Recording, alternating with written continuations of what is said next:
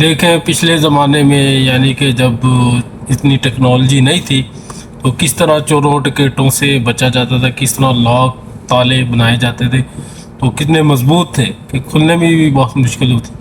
तो ये 3D animation की वीडियो, इसको देखते हैं पुराने कैसे जमाने में ताला बनाने वाले लोग चोरों से बचने के लिए कितना दिमाग लगाते थे, ये सोचकर ही हैरानी होती है। बाहर से देखने में बिल्कुल साधारण सा दिखने वाला ताला अंदर असल में कई तरह की ट्रिक छुपाए रखता था। यहाँ तक कि अगर आपके पास चाबी भी हो तब भी उसे खोलना आसान नहीं था और इसका राज छुपा होता था ताले के लॉक होल और उसके अंदर लगी स्प्रिंग प्लेट्स में। सबसे पहले बात करते हैं सबसे साधारण स्प्रिंग लॉक की। इसके लॉक होल पर एक स्प्रिंग प्लेट लगी होती है। जैसे ही बोल्ट ताले की बॉडी में फिट होता है, स्प्रिंग प्लेट अंदर की दीवार में अटक जाती है और बोल्ट बाहर नहीं निकल पाता। इसे खोलने के लिए खास चाबी की जरूरत होती है जो सही एंगल में लॉक होल में जाए, स्प्रिंग प्लेट को पकड़ ले और फिर धक्का देकर बोल्ट को बाहर निकाले। अब जब इसकी बेसिक समझ हो गई तो देखते हैं सबसे मुश्किल 7 स्प्रिंग लॉक को। इसमें 7 स्प्रिंग प्लेट होती हैं जो 3 ग्रुप में बंटी होती हैं। हर ग्रुप की लंबाई और डिजाइन अलग होती है। इसे खोलने के लिए 3 चाबियां लगती हैं, वो भी एक खास क्रम में। लेकिन ताले में दिखाई देते हैं सिर्फ 2 लॉक होल्स और असली गेम यही छुपा है। सबसे पहले पहली चाबी को नीचे वाले लॉक होल में उसके किनारे बने छोटे ग्रूव के सहारे डालना पड़ता है, तभी वह पहली स्प्रिंग प्लेट को सही से पकड़ पाती है। स्प्रिंग प्लेट के आगे एक छोटा उठा हुआ हिस्सा होता है। अगर चाबी का साइज थोड़ा भी अलग हो तो वह वहीं फंस जाती है। सिर्फ असली चाबी ही उसे सही से पकड़ पाती है।